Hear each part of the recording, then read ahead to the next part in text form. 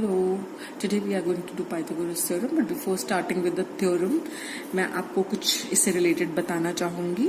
Pythagoras was born in 569 to 500 BCE on the island of Samos in Greece and did much traveling through Egypt learning mathematics. Egyptians at that time used a knotted rope as an aid of constructing right angles in their buildings. The rope had 12 knots. As you can see, the rope had 12 knots, and this rope, the knots were evenly spaced, and this could be used to form a 3, 4, 5 right triangle like this. As you can see, this is a triangle with sides 3, 4 and 5. The knotted rope could be used to make a right angle triangle with sides 3, 4 and 5. It was at this time that Pythagoras took fascination to this, and he thought of exploring this further. What Pythagoras did was he took a square of side 7 centimeters and he cut triangles, right angle triangles with sides 3, 4 and 5 from it, and the maximum that he could cut was 4 right angle triangles from that square of side 7 centimeters. Now, after cutting those squares of, after cutting those right angle triangles of sides 3, 4 and 5, he thought of arranging those triangles within that square. So, while arranging, he got two different arrangements. I'll show you the two different arrangements. The 4 right angle triangles that he cut with dimensions 3, 4 and 5, he arranged them in a square with side 7 centimeter in two different ways. These are the two different ways, है ना? एक में उन्होंने, this is the first triangle, right angle triangle, this was the second right angle triangle, this was the third right angle triangle and this was the fourth right angle triangle. क्योंकि total length square की 7 थी, तो यहाँ पर अगर 3 है length base, तो यहाँ पर base was 4, and if here the length was 4, then here the length was 3. तो he arranged them in these two different ways. तो अब उन्होंने क्या देखा कि the open, we know that this area of the square is in the first case, area of the square in first case will be equal to area of the 4 triangles plus area of the empty region, है ना? इस case में भी area of the square was equal to area of the 4 triangles. 4 triangles कौन से ये वाले 1, 2, 3 and 4. आप देख रहे हैं ना? This is 1, है ना? 1. This is 2, 3 and 4 plus area of the empty region. अब क्योंकि ये दोनों स्क्वायर सेम है, these two squares are the same, तो इसका मतलब area of this square should be equal to area of this square, है ना? तो that means area of 4 triangles plus area of the empty region should be equal to area of the 4 triangles in the second figure plus area of the empty region in the second figure.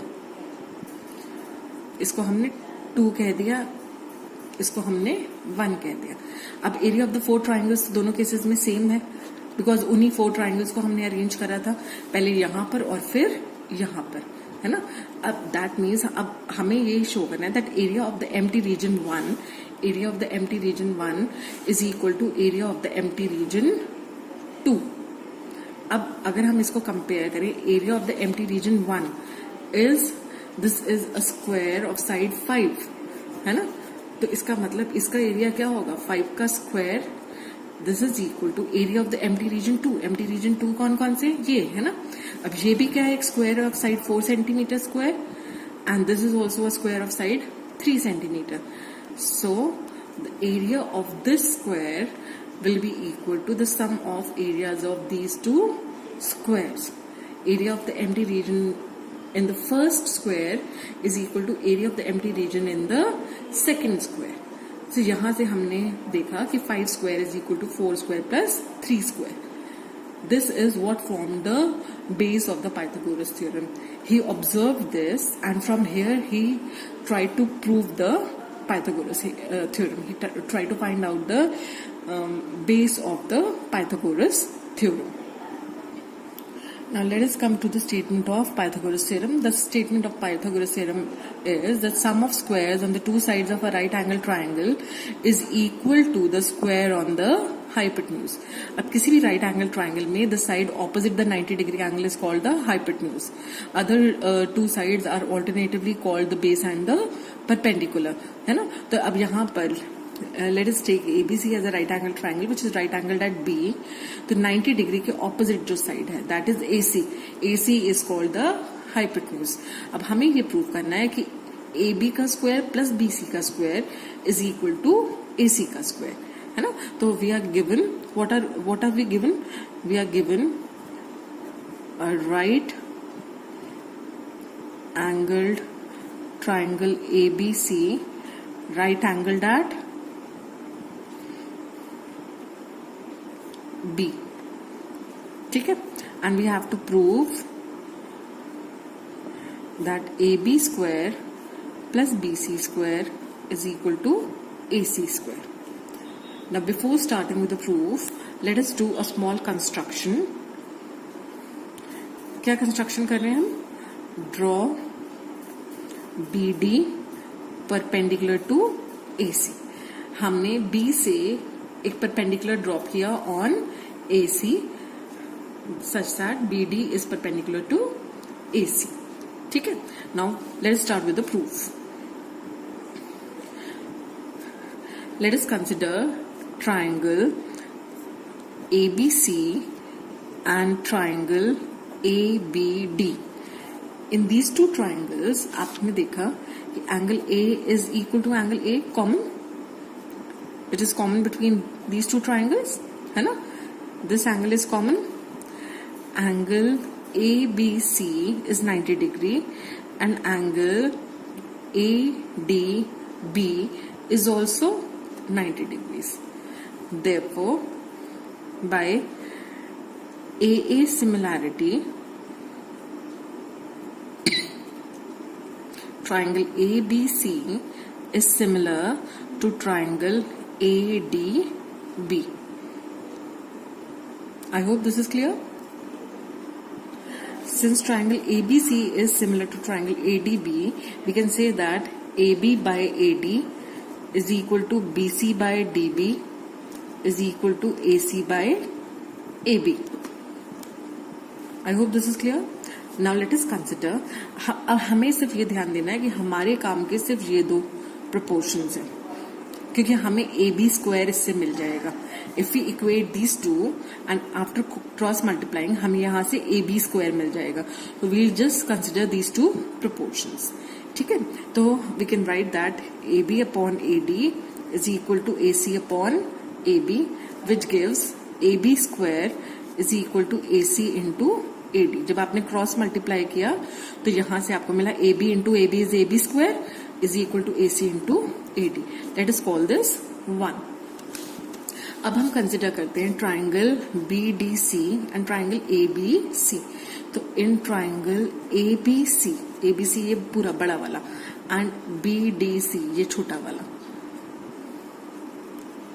इन दोनों triangle में आप क्या देख रहे हैं, क्या common है? इस ABC और BDC में एंगल C इज कॉमन, तो angle C is equal to angle C common. और क्या कॉमन है? Angle ABC is 90 degree and angle BDC is also 90 degrees. बड़े ट्राइंगल में एंगल B is 90 और इस छोटे ट्राइंगल में एंगल BDC is 90, है ना? क्योंकि हमने BD परपेंडिकुलर टू AC बनाया था. ठीक है?